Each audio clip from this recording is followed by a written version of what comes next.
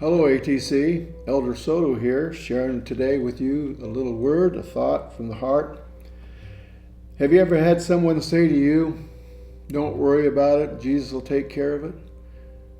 Well, that's true, but you might think sometimes, yeah, but you're not Jesus. Well, there's real hope in the fact that I'm reading from the text today from John 14 that Jesus had to prepare the disciples the fact that he was going away.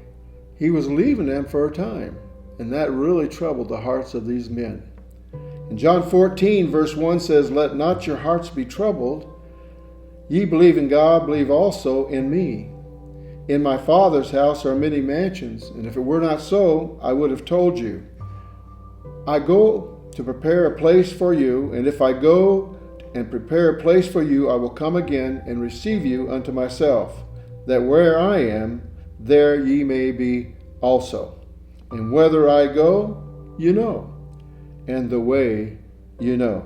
In verse 27, the 14th chapter says, "Peace I leave with you, my peace I give you. I do not give to you as the world gives. Do not let your hearts be troubled, and be not afraid." Verse 28 says, Jesus says, "You've heard me say, I'm going away, and I'm coming back to you.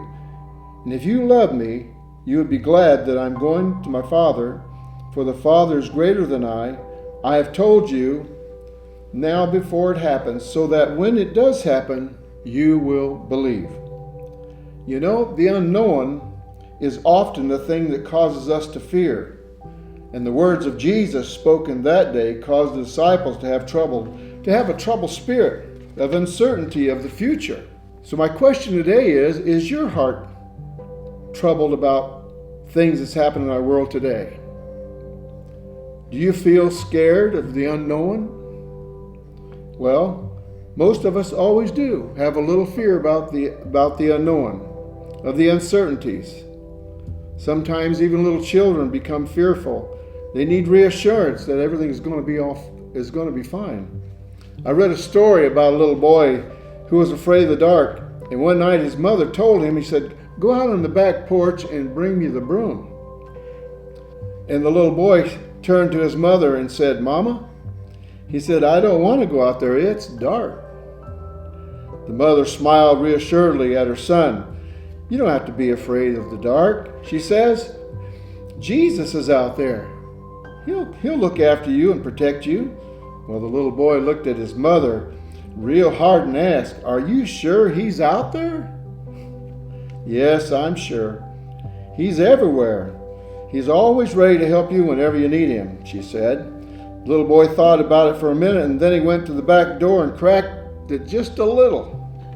Peering out in the darkness, he called, "Jesus, if you're out there, would you please hand me that broom?" Well, that sounds a little humorous, and I think sometimes when we go through troubling times in our society or worlds in our private life, whatever it may be, I think sometimes maybe the Lord, He might smile too.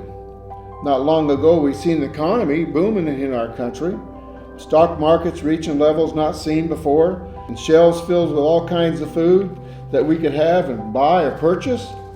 But it seems now that a dark cloud is covered over our nation, with businesses laying off workers, store shelves, some of them becoming empty. People are becoming fearful, wondering how long this will last.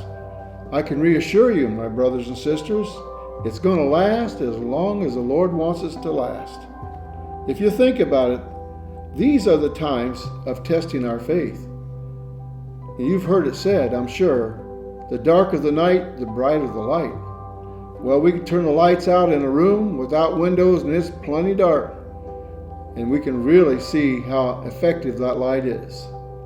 Well, the church is going to have a revival. I believe through this process we're facing today, that's what we are going to see. We're going to see one of the greatest revivals that our nation has ever seen, maybe even our whole world has ever seen. So let not your hearts be troubled, and be not afraid. Amen.